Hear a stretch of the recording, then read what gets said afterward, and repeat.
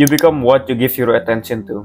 Epictetus. Dan mostly attention kita gunakan untuk suatu hal yang ampas, yang nggak guna, yang useless, yang ya pokoknya buang waktu lah.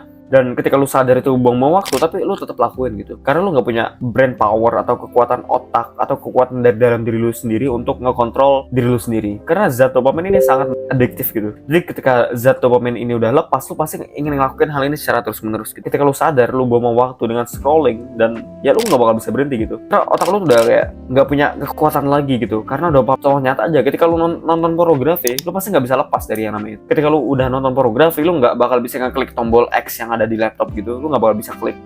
Otak lu tuh kayak pikirannya cuma pengen ngelepasin dopamin yang lebih lagi gitu.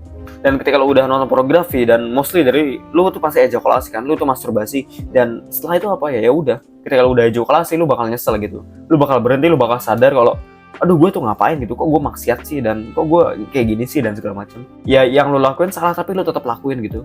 Ya karena zat dopamin ini gitu. Dan perhatian atau attention yang lu gunakan itu akan membentuk perbedaan dan karakter lu. Ketika lu dikelilingi dengan orang-orang yang mempunyai ambisi, ketika lu dikelilingi dengan orang-orang yang mengerjakan sesuatu, mereka mempunyai project, mereka kreatif, attention lu atau perhatian lu itu pasti bakal ngebentuk perbedaan lu gitu. Gue dulu sebelum masuk self improvement ya, sebelum gue nge-gym, sebelum gue memperdalam ilmu self improvement, apa yang harus gue lakuin, apa yang harus gue eliminasi, apa harus cara meningkatkan skill sosialisasi gue. Dan sebelum itu gue attention gue tuh ke video games. Gue main video game sama teman-teman di Discord gue main Minecraft. Ya pokoknya gue nge-grinding di dunia games. Gue naikin level, gue naikin rank. Tapi apa yang gue dapet di dunia nyata? Gue nggak dapet apa-apa.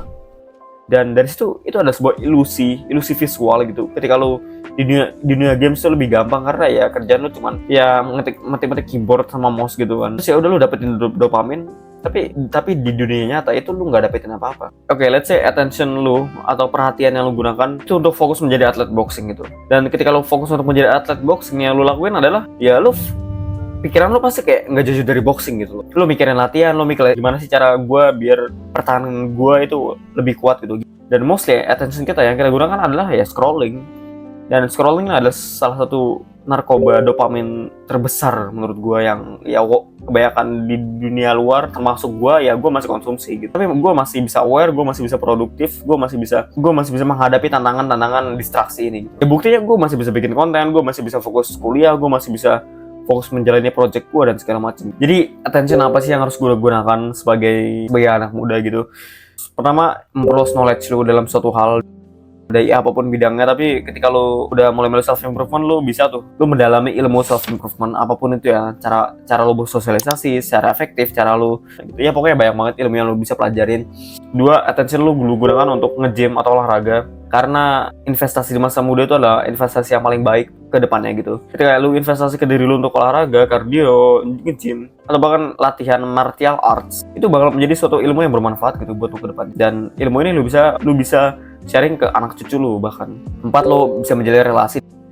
Ketika lu mendapatkan relasi, lu mempunyai link, lu mempunyai koneksi dengan orang sekitar gitu, itu bisa meningkatkan status lu sebagai laki-laki gitu. Itu bisa meningkatkan value lu bahkan. Karena dengan lu menjalin relasi dengan orang-orang yang value-nya di atas lu dengan lu menjalin relasi orang-orang yang intelektual gitu, yang nggak bego, yang nggak dungu gitu ya, lu pasti bakal, mindset mereka tuh pasti bakal kecemar gitu ke lu, dan which is a good thing gitu loh. Jadi gue saranin lu cari relasi yang pikirannya tuh nggak mentok, pikirannya tuh nggak cuman stagnan gitu-gitu doang, dimana pikirannya ya hedonisme, pikirannya cuman cewek doang gitu, dan mereka nggak pernah self improvement diri mereka sendiri gitu.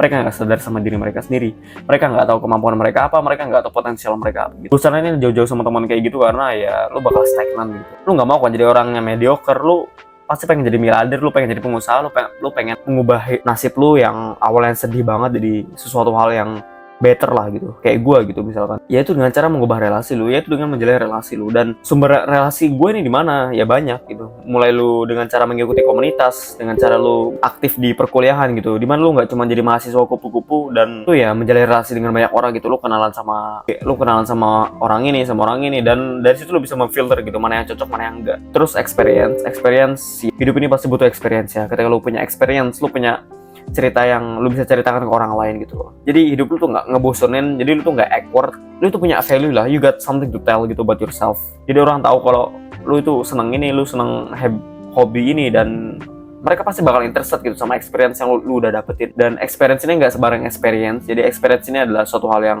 menunjukkan achievement lu, menunjukkan kelebihan lu dan segala macamnya gitu. See you at the next video.